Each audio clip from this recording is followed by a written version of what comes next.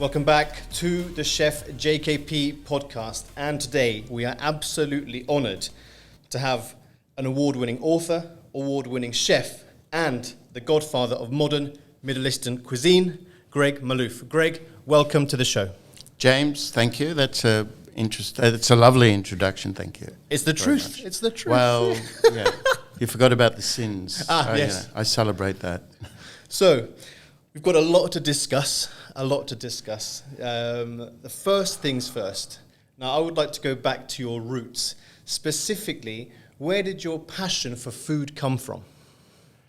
Well, yeah, I often get asked that, and it's a simple answer to that. It's more, I had a massive appetite as a kid, and that drove me to the kitchen. Well, it drove me to domestic kitchen, which in turn I moved along to commercial kitchens, and in between that, I knew I wanted to cook, and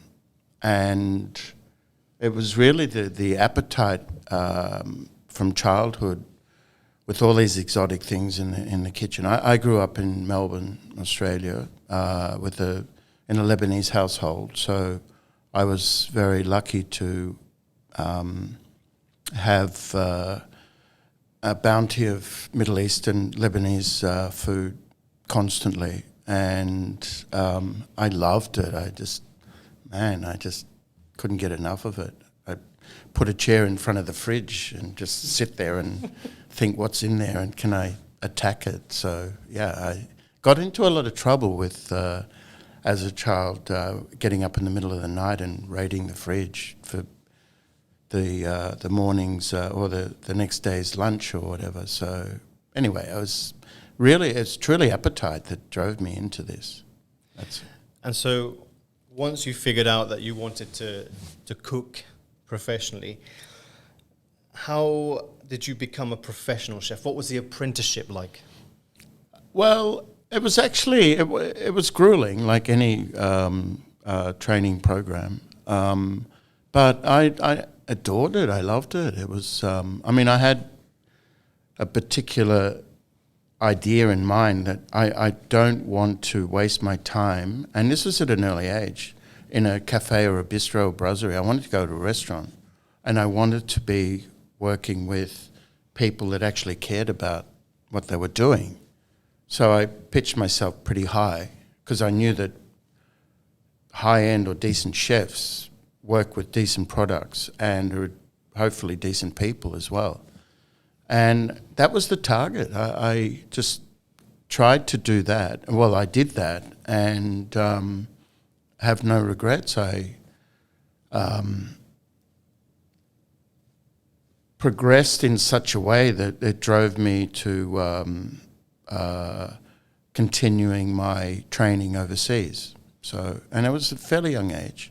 But I remember I knew very early that I wanted to cook. And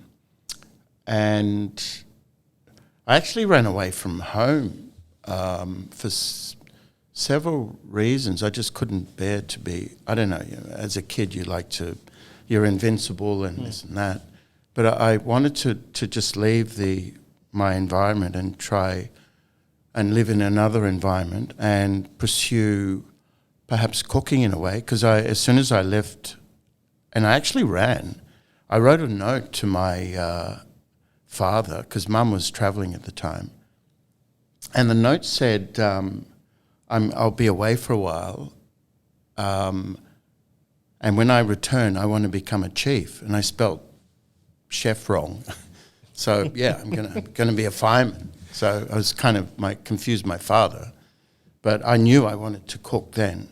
And so I left and I went to Sydney and had a little mini minor, and I slept in the car for 2 or 3 days, and then I found a job as a kitchen hand it's actually in a Mexican restaurant, and I adored it. I mean, there was this kind of a sense of achievement washing dishes in a way, because you start off in a clean environment, and then all of a sudden it's grubby and filthy, and then you piles of plates, and then it gets all cleaned and scrubbed, and then you finish, and it's spotless again. But the reward was I used to eat, like, they just looked after me in terms of food, staff food, in such a way that I just couldn't get enough of it. And then from there, it progressed. And so you went from the Mexican restaurant As a kitchen hand, yeah. as a kitchen hand. Came back to Melbourne. And then what happened in Melbourne? And then I targeted decent restaurants. And I found a job in a really good restaurant. I mean, this is 100 years ago. But the chef was incredible, young guy. The owner was a bit wacky, but that was good. And the restaurant was a French kind of, it was a French place that was highly regarded at the time. And I just buried myself in work for 3 years and went and studied it with an apprenticeship I did 1 day a week in a school, a hospitality school, and the rest of the time was spent physically being in the restaurant. And I mean, I was a bit cheeky as a kid at school because it was too easy for, I don't know, I just felt like there must be more to this than, I mean, there was a lot of theory, the theory side of cooking, which I enjoyed, but, you know, the curriculum at school was very kind of conservative and French and this and that. And I had, came out of this household with kibbe and labneh and hummus and stuff. So, you know, I thought, man, where is this? So, I mean, I enjoyed it, and I guess I excelled, and they released me early because I was too cheeky for the teachers, I always questioned them in a nice way, in a polite way, but they knew that I needed more than just a trade school like that. So anyway, they released me early, and I was desperate to go to Europe to continue training. So once I finished my apprenticeship in Melbourne, I was on a plane and went to Paris. And I've got an aunt that lives there, so I stayed with her and then dived into French cooking. But I had a reason for doing that. I wanted to learn, I wanted first-hand knowledge of European cooking. I didn't want someone from Australia or wherever telling me or teaching me about this, the other cuisines of the world. So I went to France, I went to Italy, I went to Austria. I lived many years in all these countries and picked up firstly their cuisine and their food culture, and then a little bit of the language, and just enjoyed the fact that I was in Europe and surrounded by cuisines that I'd never get an opportunity in Australia to feel or taste or touch. So that must have been quite a culture shock, because nowadays you've got internet, you know, Instagram, all that kind of stuff. So it's called plagiarism. Yeah. So, but going from your Australia to then going all the way to Europe, and it's quite a trip. Number one, number two, the language is completely different, and the culture was completely different. So, how was Paris when you first arrived? I adored it. It was incredible. I was a kid in a toy shop. It was, and look, I was 19, so it wasn't a shock to the system. It was like, I'm here. And it was a lot of, I think it was compounded by the fact that you walk down the street and there's these, you know, the bakers and pastries and pastry shops and butchers, and it was just didn't want to leave. It was incredible. So what was the first job that you landed in Paris? It was a little place outside Paris in Meaux, where they make mustard and moutarde de Meaux and fromage, brie de Meaux, in the Champagne district. And it was a tiny little hotel which was pretty damn. It was a very nice hotel, but I was there working very long hours, which I didn't mind. I was, in the kitchen at 8 and finished at midnight or whatever, 6 days a week or 5.5 days a week, I think. And I spend my 1.5 days on a train back to Paris and just hung out and ate and just had fun. I came back to work and worked hard, but I had fun at work. And I was working with these guys that just kind of took me under their wing, and then my French became a little better, and then once a week they went to Rungis, the markets there, and man, that was extraordinary experience. That must have been amazing. Wow. And those days, 3 in the morning, glass of red wine, a baguette with fromage de tête, with some mustard, and they'd go and buy all sorts of amazing things, beautiful chickens and foie gras and all the things that you kind of read about or thought about as a chef at the time. So that was a wonderful experience. And how long did you stay in Paris for? I was there for a year. Okay. Yeah. And then where did you go on from there? I came back home for a brief moment to visit family, and I worked a little while whilst I was home because I got bored in a pretty good restaurant. And I went back to Europe. I actually went to, I had a friend in Australia, an Austrian guy, chef, and he said, come to Austria. And so I did. I went to Austria, to Salzburg, and it's the Sound of Music kind of action going on there. So, and the food, I was intrigued by the food, a lot of it, especially pastries. But I for some reason, I just took to sauerkraut. I think because of my sour palate as well. I love things that are refreshing and little acidic, and so I landed a job in a Gasthof, like a pub, but a kind of a decent pub, and he was just down the road. So, and then I worked with this crazy Austrian chef who was remarkable, and he taught me everything I know now about Germanic or Austrian food. So, and my German improved, and I started to speak a little, and again had fun and grasped the food culture there. And then from there, I went to Vienna. I spent 3 years in Austria, so I went to Vienna for 2 years and landed in a pretty cool restaurant. Worked very hard and then loved it. I mean, Vienna was an extraordinary city, and super underground as well. And again, as a kid, I just loved it.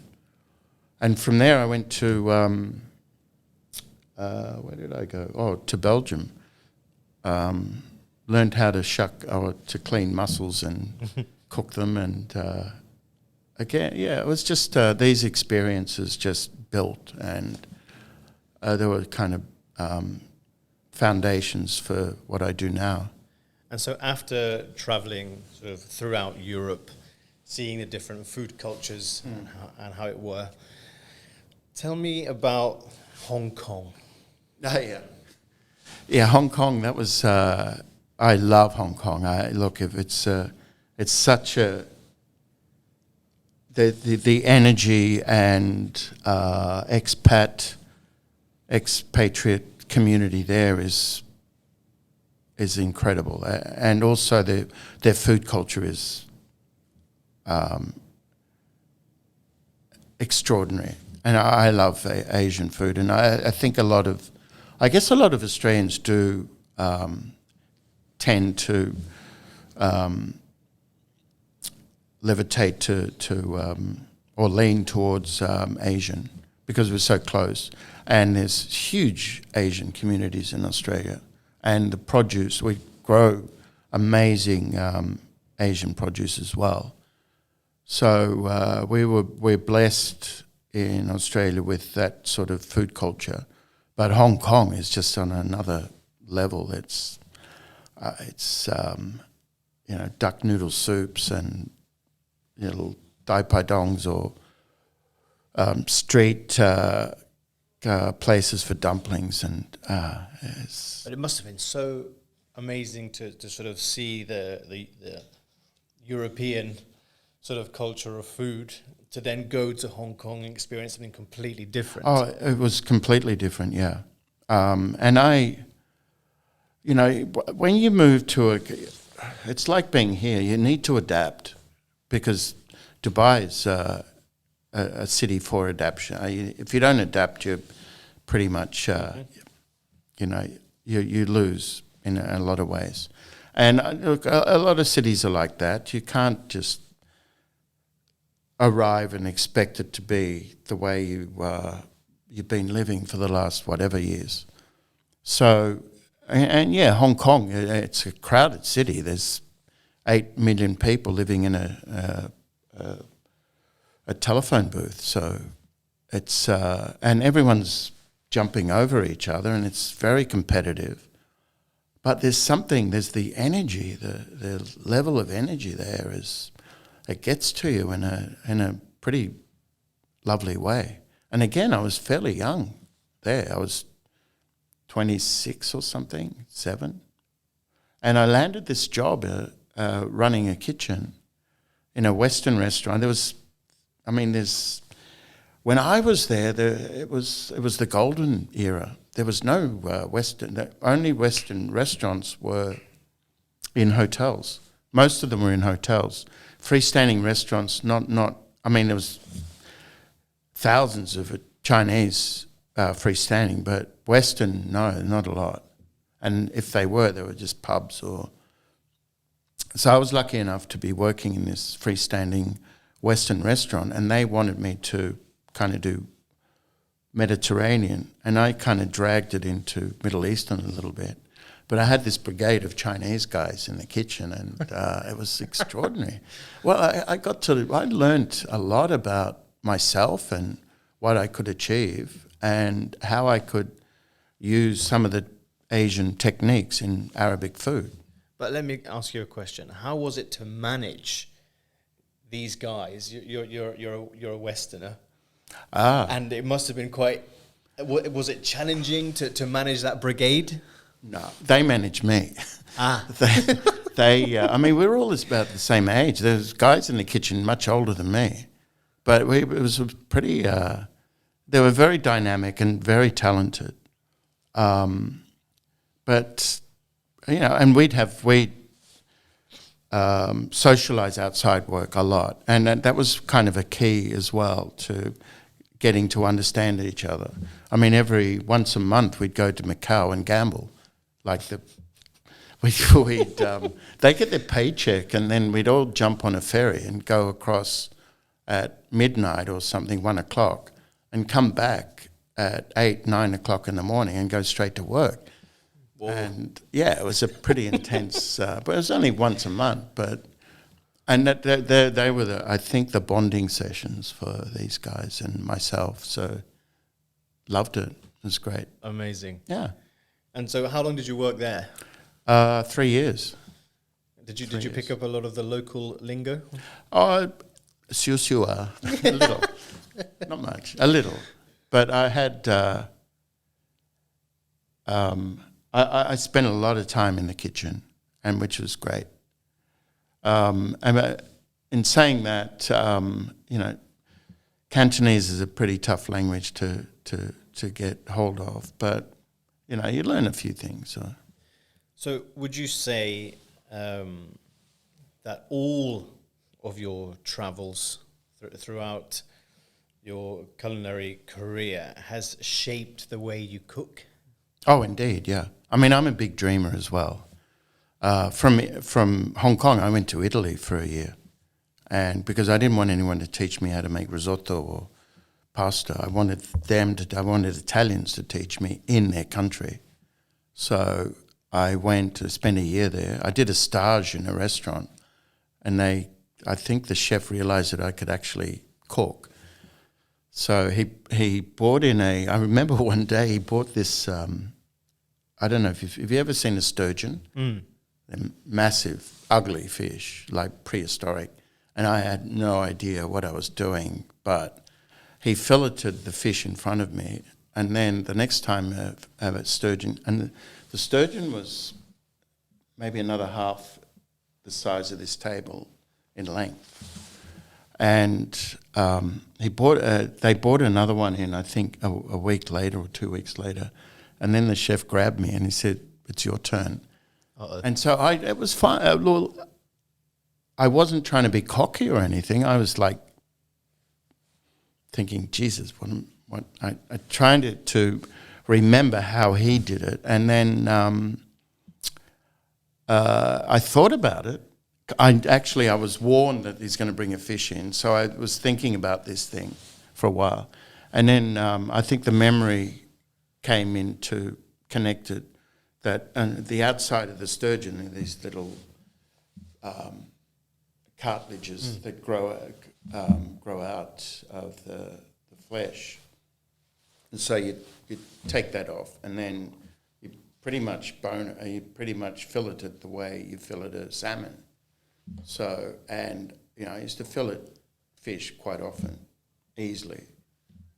It's only from practice and from stuffing up lots of fish that, and I was lucky to do that because I worked in a restaurant where they were using salmon, but it was always minced or cut up. So they used to give salmon to the trainees or the apprentices to fillet, so they get some experience with it, which makes sense. I mean, these days, no. Yeah, you'll get salmon already filleted, and salmon's the easiest fish to fillet anyway. So yeah, I tackled this sturgeon, and I was very impressed. And I thought, gee, what have I done? And then they offered me a job, and so I got paid. Wow! And I stayed.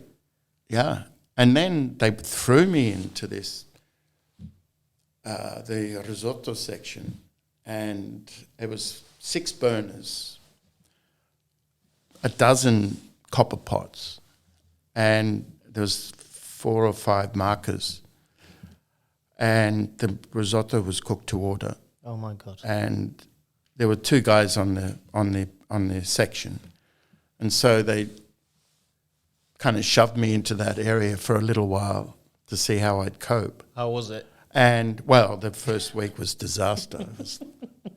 And then after that, I understood, risotto is not just rice and moving it around. You need to feel it. And it just looking at it, you can, and I mean, now I can look at it and think, I know where I am. But, pre-risotto training, I was hopeless with that. But it's such an important dish to make for Italians at least. And you go outside of Italy. It just becomes increasingly harder to find a decent risotto. So, anyway, that was a lovely experience. So, after your time in Italy, when did you decide to move back to your native Australia? After Italy, I went back to Hong Kong and kind of settled up. I was in a relationship then, and in fact, I had some health issues and scares. So I decided, no, I probably need to go home and deal with that. So I did and stayed in Australia for a while. And I think that was, in that time, that was a springboard for my real career in Middle Eastern food. Because always in the back of my mind, I knew I wanted to cook Arabic food.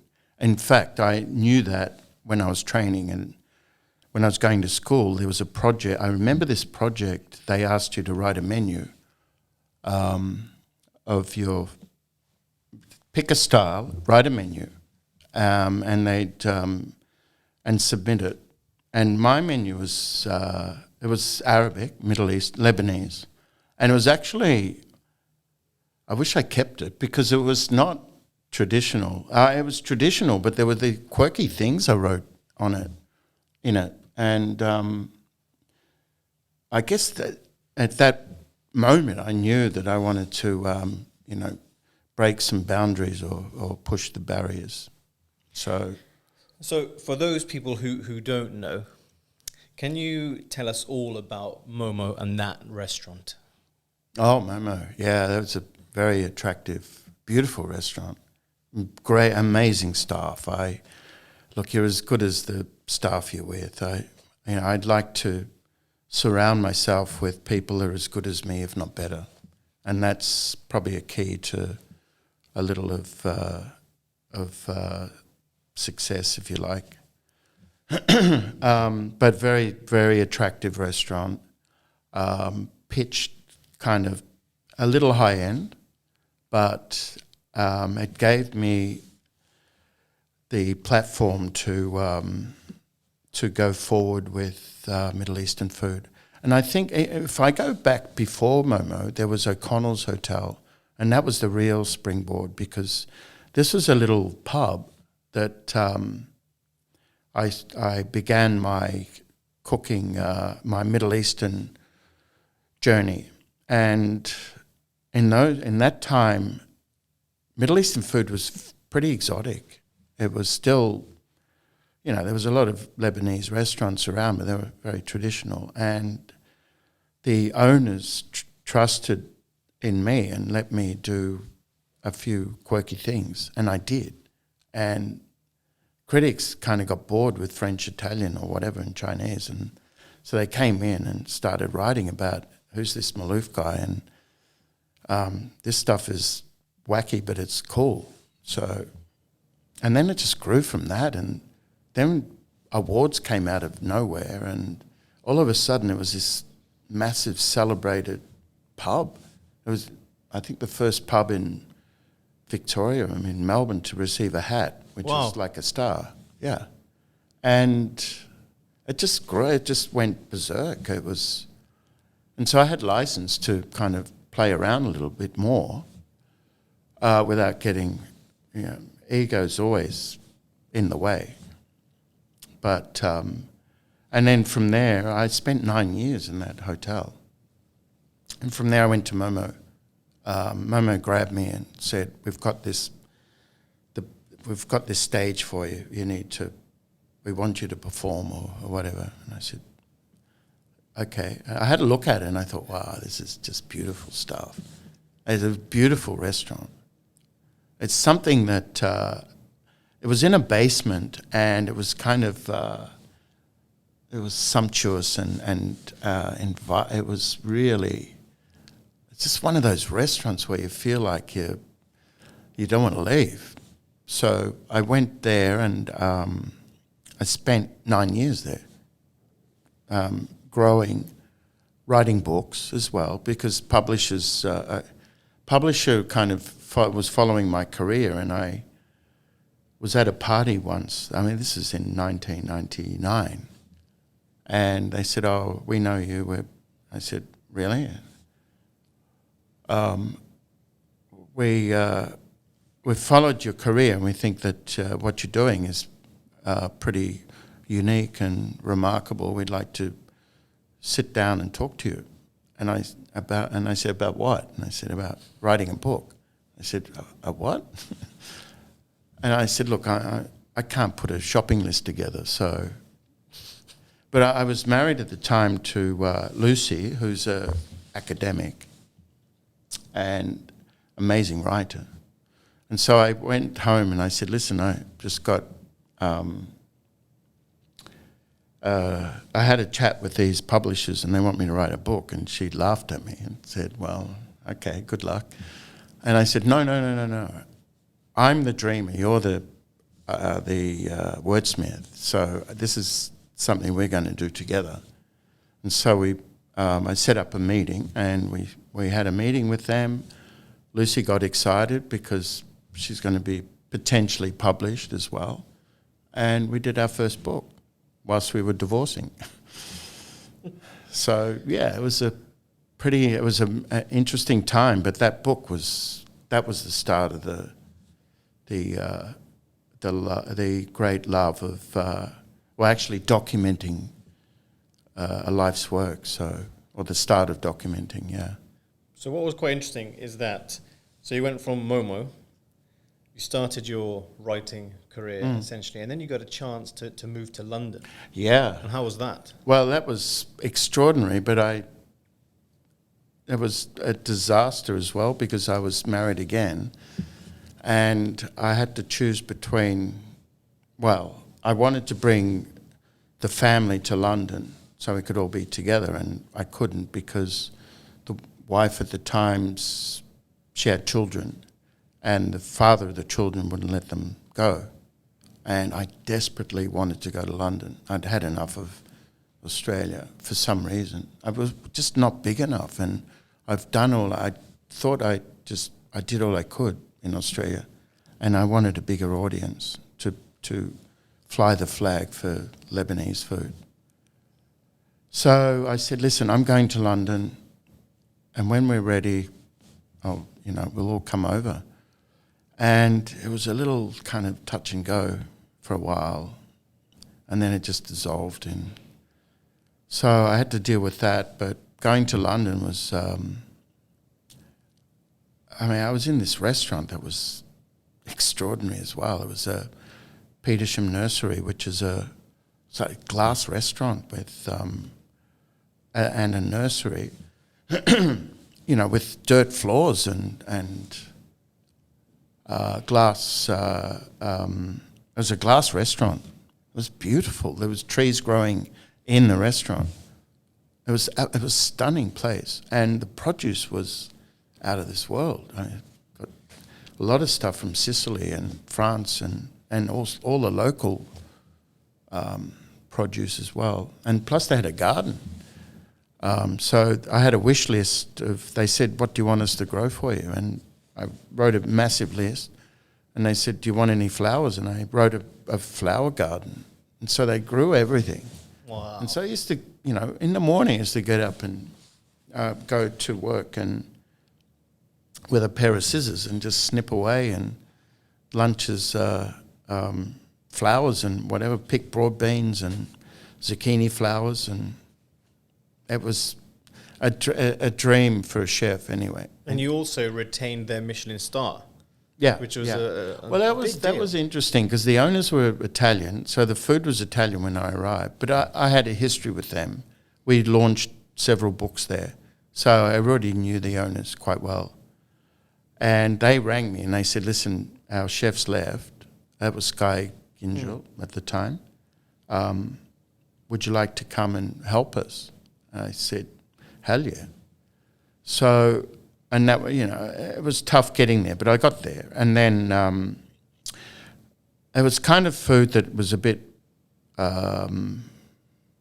River Cafe-ish. Right. Gotcha. Actually, a lot River Cafe, which was fine, expensive. And then I just slowly started to creep the Middle Eastern touches in. And they kind of didn't mind because they enjoyed a different look at what they were doing. And then it was pretty much I changed the whole menu. And then food critics used to come in and writers. And they were kind of firstly shocked and secondly thought, wow, what's going on here? And they loved it. They got some great response. And then I think one day some Michelin inspector came in and no one knew. And at the end of the lunch, I think he produced a card or something and everyone freaked out. And yeah. And then what happened? I went, I think I had an event in Australia. I had to go back for this event. And I got a call from the publicist saying, oh, guess what? And I said, what? Am I fired? And she said, no, you retained the star. Congratulations. And I said, and then she sent me this thing saying that the star was retained on the merit of Middle Eastern food. And I think I was almost crying when that happened, because I knew that Lebanon, this was really for Lebanon, and there was a big plus for them, big time. I mean, I'd done everything anyway, but it was really Lebanon that I tipped my hat to them and to my heritage. So that was big for me and for them. So, yeah. And from there, that's when I came to Dubai. I was poached, or some investors came to London. They found out about me and said, we want you in Dubai. And I said, well, really? And I had a manager at the time in London, and so he was pretty tough. And so they flew us out. We had a look at the site. It was massive. And I thought, geez, I don't know. And then the biggest interest was the fact that I was very close to Lebanon. And this gave me enough motivation to move, because I got family there anyway. And I'd always wanted to cook in the Middle East, but I didn't realize the Middle East is full of nightclub restaurants. You know, if you don't have a DJ in a restaurant, it's not cool. So, and that's what happened. But look, I don't regret any of this, because the opportunities in the Middle East are extraordinary. And well, Greg, what we're going to do is we're going to break there, and for part 2, we're going to discuss everything to do with the Middle East.